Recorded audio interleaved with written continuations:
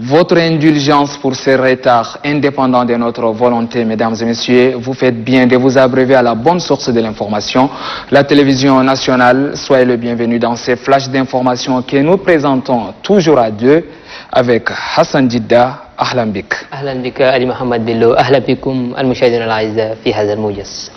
Dans l'actualité, cet après-midi, le maréchal du Tchad, Idriss Déby Itno, président de la République, chef de l'État, a accordé ce matin une audience à une délégation du Sud-Soudan conduite par le conseiller à la sécurité du président Salva Kiir.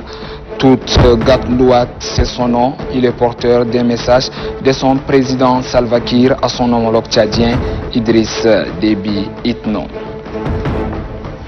À Malin et demi, une descente inopinée à 4 h du matin au marché à bétail de Diguel en Gabo dans la commune du 8e arrondissement a permis à la direction de la santé publique, d'hygiène et d'assainissement conduite par Madina Hadjar de démanteler des aires d'abattage clandestins. Ces aires d'abattage sont opérationnelles depuis 12 ans sans le moindre respect des règles d'hygiène. Le ministre de l'élevage Ahmad Mohamed Bachir s'est rendu aussi sur le terrain pour faire le constat. Juste après l'opération, l'équipe s'est rendue ensuite au PICIC ici. Les 24 contrevenants ont été remis à la juridiction compétente pour répondre de leurs actes. Aussitôt, le ministre de l'élevage Ahmad Mohamed Bachir ordonne la directrice Madina Hadjar et la sécurité d'acheminer au laboratoire frigorifique de Farsha les abats insalubres et les 50 têtes de bétail saisies. Sur place, ces carcasses issues de ces abattages clandestins ont été incinérés devant l'équipe sanitaire. Les animaux saisis seront examinés et abattus pour les mettre à la disposition des détenus de la maison d'arrêt d'Injamena. Vous aurez les reportages complets de Mohamed Oumar Moursal dans la grande édition de 20h. Allons-y maintenant à la Chambre des comptes de la Cour suprême. L'institution dispose désormais d'un document national pouvant efficacement l'orienter dans sa politique. Il s'agit des stratégies et du plan de communication validé par le conseil de la dite Chambre avec l'appui financier et technique des partenaires. De l'avis de la présidente de la Chambre des comptes, ce document de référence nationale permettra à son institution de réaliser sa noble mission. La présidente de la Chambre des comptes, Zahra Brahim Mohamed Itno, soutient que la visibilité de la Chambre dépend entièrement des stratégies de communication bien harmonisées et soutenues. Elle promet de s'investir pour la mise en œuvre effective de ces plans en vue de faire du Tchad un pays performant et crédible. Et voilà pour ces flashs d'informations en français. Hassan Dida, à toi l'honneur pour la tranche en arabe.